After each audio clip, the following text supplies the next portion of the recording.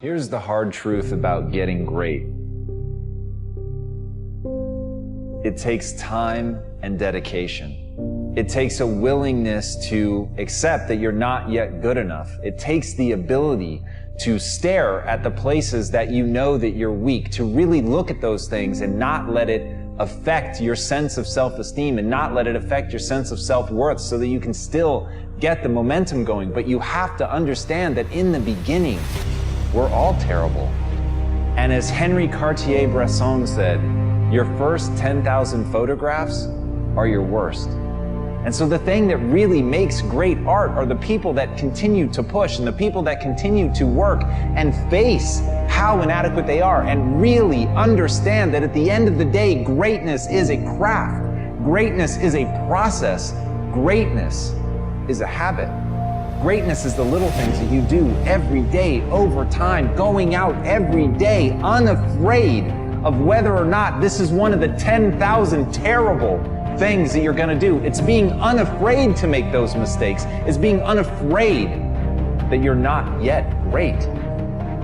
If you want to achieve real greatness, you just need to have the courage to show up every day and take another swing, take another photo, try another task, do something that scares you, and do those little things over and over and over until you win.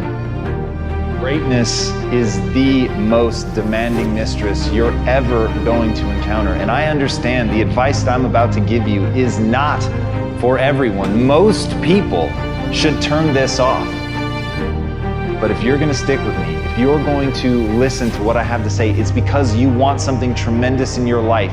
You want to stand out from everyone else. You want to do something more than other people think is possible. You literally want to stand outside the norm. And if that's the case for you, then understand that, as Albert Einstein said, only one who devotes himself to a cause with his whole strength and soul can be a true master. For this reason, mastery demands all of a person. If you want to get great, if you really want to make a skill set your own, if you want to be able to do something, and at the end of the day, if you want to transform the world, if you want to make grand changes, if you want to do all the empty words that people spout all the time, let me tell you, the only thing that's going to separate you from all the other blowhards who are just talking words and will never do anything is to give yourself over completely, to let that obsession, let that thing that you love completely consume you. And in that, your only chance to really become great lies. As Franz Kafka said, don't bend. Don't water down. Don't try to make it logical. Rather, follow your most intense obsessions mercilessly. Can you do that?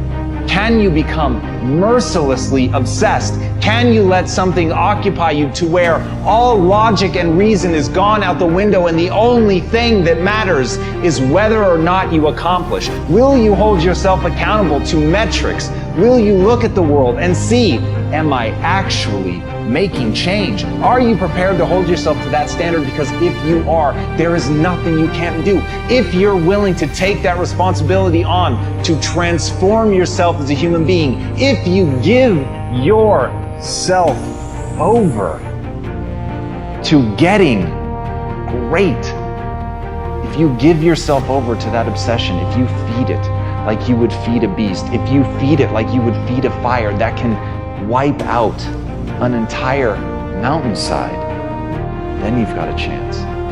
But it's got to burn within you like that. You've got to feed it like that. You've got to feed it skills.